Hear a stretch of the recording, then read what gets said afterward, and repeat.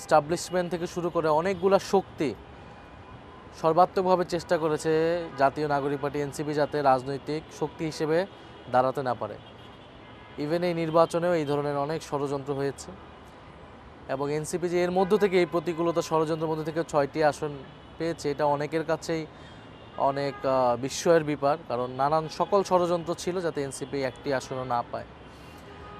আর দ্বিতীয়ত আমাদের যে নির্বাচনী ব্যবস্থা, এটা যদি সংস্কার না হয়, যে পরিমাণ অর্থশক্তি, পেশি শক্তি, এর মধ্য দিয়ে নতুন কোনো দল বা সমাজের একটা ভালো মানুষ বা একজন তরুণ, তার পক্ষে আসলে নির্বাচন করা, জিতে আসা আসলে অসম্ভব ব্যাপার। ফলে নির্বাচনী ব্যবস্থা, আমরা কিন্তু পুরনো ব্যবস্থার মধ্যে থেকেই নির্বাচনটা করেছি। সংস্কার, নির্বাচন কমিশন বা নির্বাচনী ব্যবস্থা, সংস্কৃতি, এগুলোর কোনো সংস্কারই হয়নি। তো এগুলোর যদি সংস্কার না হয় তাহলে আসলে বাংলাদেশের নতুন কোনো শক্তি আসলে দাঁড়াতে পারবে না। সেই পুরনো ব্যবসায়ীরা, আমলাতান্ত্রিক সাপোর্ট, মিডিয়া, পরাশক্তি, এই নানান খেলার মধ্যে দিয়ে কিন্তু নির্বাচন আসলে হয়েছে। ফলে আমরা সামনের আমাদের এই জন্য লড়াইটা হবে যে আমাদের যেই রাষ্ট্র সংস্কারের দাবি, আমাদের যে অর্থনৈতিক সংস্কার, বাংলাদেশের টাকা লুটপাট করা হয়েছে, এবারও ঋণ খেলাপিরা সুযোগ পেয়েছে।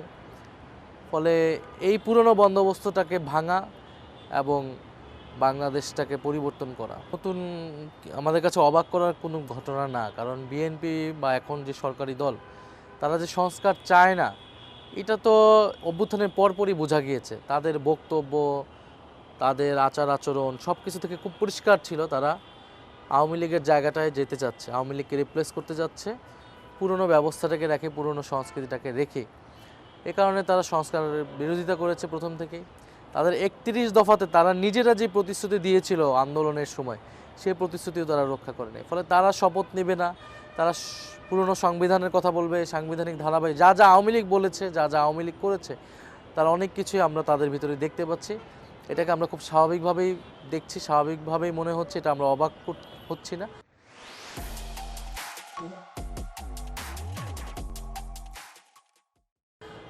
বরং পরিবর্তনের শক্তি হিসেবে 11 দলীয় জোট নির্বাচনে অংশগ্রহণ করেছে। বিশেষত এনসিপির উপর সে প্রত্যাশার চাপটা অনেক বেশি। আমরা মনে করি যে আমরা আরেকটা লড়াইয়ে, আরেকটা প্রতিযোগিতায়, প্রতিদ্বন্দ্বিতায় আমাদেরকে অবতীর্ণ হতে হবে আমরা সরকারি দলের প্রতি। তারপর আমরা আহ্বান জানাচ্ছি, আমরা সরকার পরিচালনায় সর্বাত্মকভাবে সহযোগিতা করতে প্রস্তুত।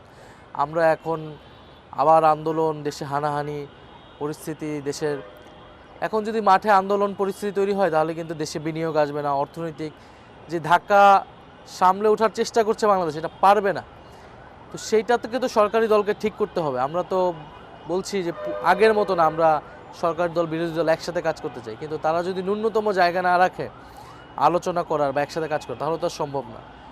ফলে এই সংসদ সংস্কার করতে পারবে না, সংসদকে অবশ্যই সংস্কার পরিষদে রূপান্তর করতে হবে।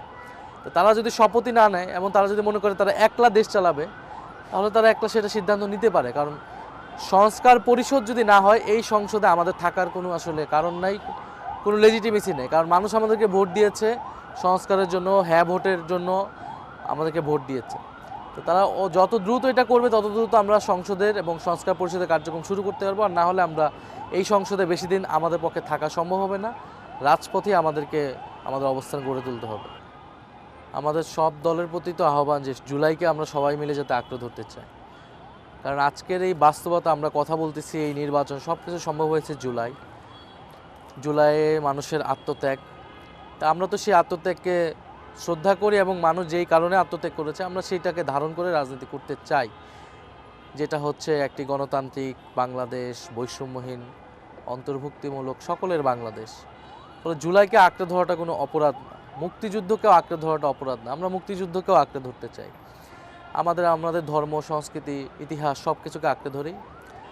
কিন্তু আমরা যেটা বলছি যে আমাদের কোনো অপকর্ম, কোনো সমালোচনার আমরা কাউন্টার হিসেবে তো বলছি না যে আমরা জুলাই অভ্যুত্থান করেছি এই জন্য আমাদের সকল অপরাধ মাপ বা আমাদেরকে এই সুবিধাটা দাও, যেটা আওয়ামী লীগ করেছিল, যে তাদের ফ্যাসিজম, তাদের গণহত্যা, গুম খুন সব কিছুকে তারা ধামাচাপা দিয়েছে মুক্তিযুদ্ধের চেতনার নাম করে। আমরা তো সেটা করছি না। ফলে এই যে এটা মিলানো, এই মিলানোটা আসলে জুলাইকে দাঁড়া হতে না দেওয়া, জুলাই গণ অভ্যুত্থানকে ধারণ করে একটা রাজনৈতিক শক্তি বাংলাদেশে তৈরি হবে, এটা খুবই স্বাভাবিক প্রক্রিয়া।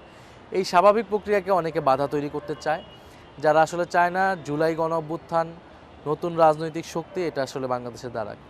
তবে এগুলো করে কোনো লাভ হবে না আমরা মনে করি, কারণ এবারে নির্বাচন আমরা দেখেছি বাংলাদেশের মানুষ, বাংলাদেশের তরুণ সমাজ পরিবর্তন চায়। ফলে সে পরিবর্তন, জুলাই আসলে সেই পরিবর্তনেরই একটা পটভূমি ছিল, আমাদেরকে সেই পথেই হাঁটতে হবে।